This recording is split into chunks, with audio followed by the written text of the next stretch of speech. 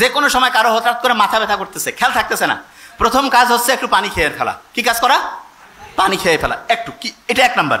2 নাম্বারে যেটা, আমাদের ব্রেনটা কিন্তু অক্সিজেন দিয়ে চলে। কি দিয়া? অক্সিজেন। আমরা প্রতি মুহূর্তে অক্সিজেন নিচ্ছি। কাউকে কি বলতে হয় যে ভাই অক্সিজেন নিও না, মরে যাবা? কিন্তু বলা লাগে? আল্লাহ অটোমেটেড একটা সিস্টেম করছে। তবে হ্যাঁ, একটা ভালো জিনিস আছে। সেটা কি?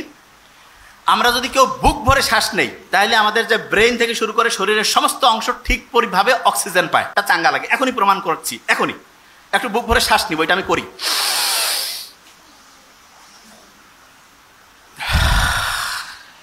নাক দিয়ে নেওয়া লাগবে কিন্তু।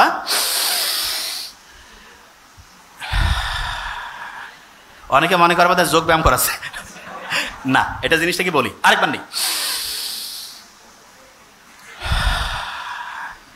আচ্ছা, ইসলামে দৌড় প্রতিযোগিতা, এটা ইসলাম খুব দৌড়কে উৎসাহিত করছে না? মুহাম্মদ সাল্লাল্লাহু আলাইহি ওয়াসাল্লাম দেখা যেত যে আয়েশা রাদিয়াল্লাহু তাআলা আনহার সাথে দৌড়াইতো মাঝে মধ্যে। দৌড়াইলে কিন্তু এরকম বেশি পরিমাণ শ্বাস প্রশ্বাস হয় এবং তখন আমাদের ব্রেন ঠিক পরিমাণ অক্সিজেন পায়। তাইলে এই যে দৌড় প্রতিযোগিতা, একটু একটু দৌড়ানো, এইটা হার্টের কোনো সমস্যা না থাকলে, অন্য কোনো প্রবলেম না থাকলে, এটা আমাদের ব্রেনের জন্য ভালো না খারাপ? ভালো। প্রয়োজনীয় মাসালা জানতে চ্যানেলটাকে সাবস্ক্রাইব করুন এবং আপনার মূল্যবান মতামত কমেন্টে জানিয়ে যান।